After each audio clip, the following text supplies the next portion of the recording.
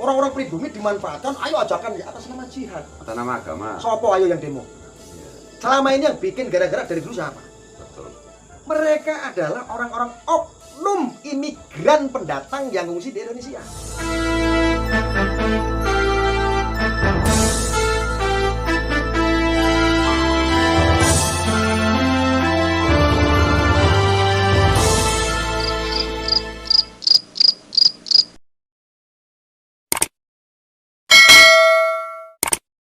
Jadi udah terstruktur gitu, gara-gara oknum meledak.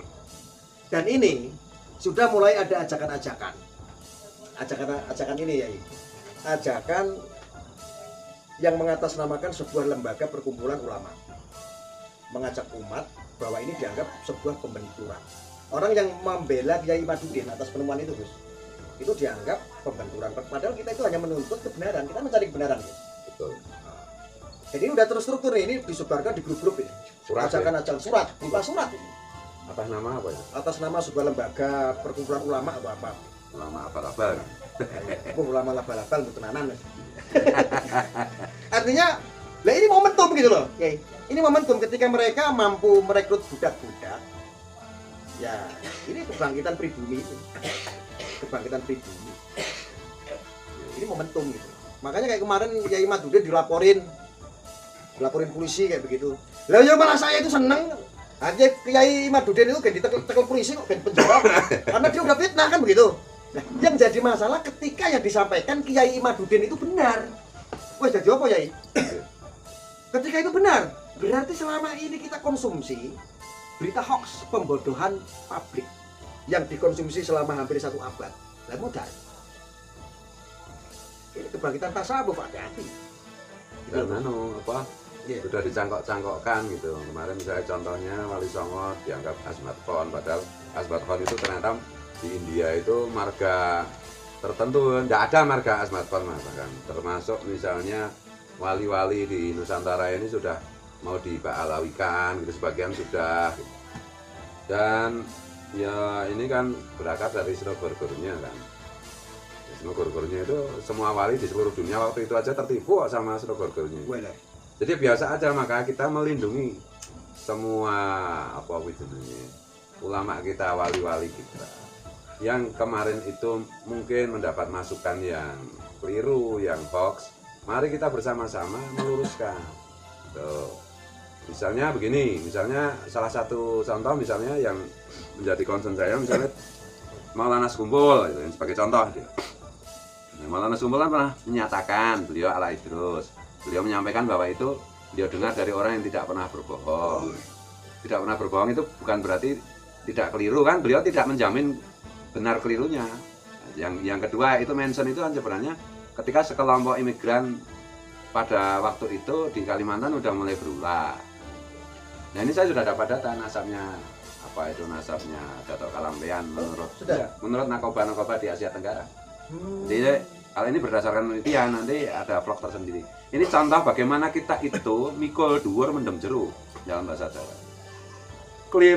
Kekeliruan yang dilakukan tanpa sengaja oleh generasi pendahulu kita harus hentikan. Karena itulah yang dikehendaki beliau-beliau yang sekarang sudah ada di alam barzah. Jangan sampai kekeliruan beliau itu menjadi jariah terus-menerus.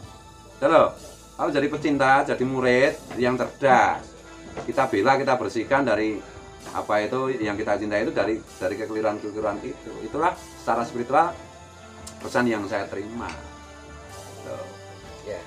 Jadi kalau seandainya ini Gus, ada nih beberapa ini kan masih ada pembelaan. Ini kan kita ingin, ya saya sebagai netizen Pak, saya sebagai aktivis media sosial, melihat fenomena ini tentang kajian penelitiannya Kiai Imaduddin. Ini banyak penolakan juga. Dan yang lucunya yang menolak ini adalah orang-orang pribumi. Loh ini kan lucu gitu. Ini orang-orang pribumi loh. Nah, mental budak. Nah ini kan mental budak jadinya. Iya. Loh ini masalah leluhur kita.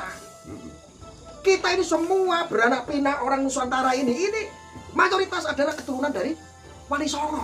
Kalau mau kita sanad keilmuannya dari Wali Songo. Iya, semuanya. Makanya tadi itu bisa ini. Ketika nanti ada pengerahan massa, pengumpulan massa, ini adalah momentum, bukannya kita takut. Itu kan kita takut kok. Iya. Ini momentum. Kalau mereka mau provokasi orang-orang pribumi untuk ajakan-ajakan jihad dan lain-lain sebagainya, padahal ini kajian ilmu gitu loh. Harus dilawan dengan kajian yang ilmiah, dengan ilmu, dengan penelitian. Iya. Ya Imaduddin Gus Yai kan begitu. Betul. Jadi gini, pribumi yang menjadi budak mereka itu berkhianat kepada Pengkhianat. ya, Iya. tidak mensyukuri warisan leluhur. Wala in kafartum inna adzabil sadid. Kalau engkau mengkufuri nikmatku, aku sediakan siksa yang berat. Pasti celaka itu para budak itu. Pasti celaka. Oh ini nanti yang jadi tuannya itu bisa aja terusir dari Indonesia. Perkiraan saya terusir. Karena ini udah nggak bisa ditolerir lagi, nggak bisa dikompromikan lagi. Mereka terus-menerus memperbudak pribumi. Saya ingatkan tuh pribumi itu, siapapun mau kiai, mau siapapun, mau lora, mau gus, jangan mengkhianati leluhur kita. Sekali lagi, jangan mengkhianati leluhur kita dengan mengkufuri nikmat yang diberikan Allah itu. Leluhur itu kan nikmat dari Allah. Nusantara ini sedemikian rupa hebatnya sampai menjadi Indonesia NKRI itu adalah warisan yang wajib dijaga. Siapa yang mengkhianati itu pasti celaka, pasti saya jamin. Bukan hanya di dunia, di akhirat. Mau apa itu? Di dunia celaka, di akhirat juga celaka. Jangan dikira kalau membela seperti itu menjadi budak seperti itu tuh. Kalau mati saya enggak. Mati konyol masuk neraka saya jamin. Karena mengkhianati apa itu nikmat yang telah diberikan Allah, yaitu berupa leluhur, yaitu berupa Indonesia. Iya, yaitu berupa Wali Songo. Yaitu berupa para pendahulu kita yang karena apa itu jasa-jasa beliau itu kita menjadi Indonesia seperti ini. Tuh. Jadi ini agak keras ini ya. Kalau kita ini Gus Yai, kita mau menengok ke belakang. Ini serius. Pernah nggak dari Wali Songo contohnya? Pernah nggak dari ulama kiai kita mengajarkan untuk makar? Toh kalau dari dulu itu ada demo memperjuangkan hak rakyat, betul? Betul. Nah kemarin yang negara itu saya lihat hampir chaos menghadapi orang pengunjuk rasa, demonstrasi yang gak penting. Hanya membela satu orang, bukan untuk kepentingan negara. Mereka nyudet, Yai. Nyudet itu memanfaatkan umat. Orang-orang pribumi dimanfaatkan, ayo ajakan di atas nama jihad, atas nama agama. Sopo ayo yang demo. Selama ini yang bikin gara-gara dari dulu siapa? Betul. Mereka adalah orang-orang oknum imigran pendatang yang ngungsi di Indonesia, yang sudah dilindungi oleh ulama-ulama kita diajarkan akhirnya untuk mencintai yang disebut Habib itu. Lah jangan mentang-mentang kita mencintai para habaib, terus akhirnya ada oknum Habib kita diem. Kita itu dimanfaatkan kecintaan kita, umat Nahdizin khususnya, umat muslim di Indonesia, dengan kecintaan terhadap Habib akhirnya dimanfaatkan. Padahal Habibnya sendiri sekarang ini terbukti dengan kajian ilmiahnya Kiai Imaduddin dan Kiai Nur Ihya. Secara akademis, garis nasab mereka putus dan tidak bisa dibantah. Semua ahli nasab seluruh dunia udah ditanang berkali-kali sampai hari ini mingkem. Paling bikin vlog, bikin jawaban, pakai kitab palsu. Nggak berani kan berhadapan live. Saya dengar juga Kiai Imad kemarin sedikit cerita juga. Mau ngajak pertemuan rahasia, pembahasan rahasia. Nggak boleh rahasia itu. Ini ranah publik. Live kalau berani. Kemarin baru ketemu Kiai Imad. Dan beliau tetap komit. Saya bilang sejak dulu tesis Kiai Imaduddin itu tidak akan bisa dibantah. Bila perlu masuk TV, Gus. Iya. Media stream. Iya, media seluruh dunia ditantang oleh Kiai Imad dan Kiai Nur Ihya. Karena memang benar tesis dari segi nasab gitu. Dari segi sains apa? Medis, mereka nggak berani tes DNA. Apa-apaan itu? Kok kalian budak-budak itu masih meyakini itu di atas dari mana? Kok terus kita husnudon gimana? Don prasangka itu kita lakukan ketika tidak ada data. Kalau sudah ada data, misalnya ini kopi, husnudon aja, itu bukan kopi, itu teh, itu namanya orang edian kayak gitu itu. Gue yang pakai otak dong.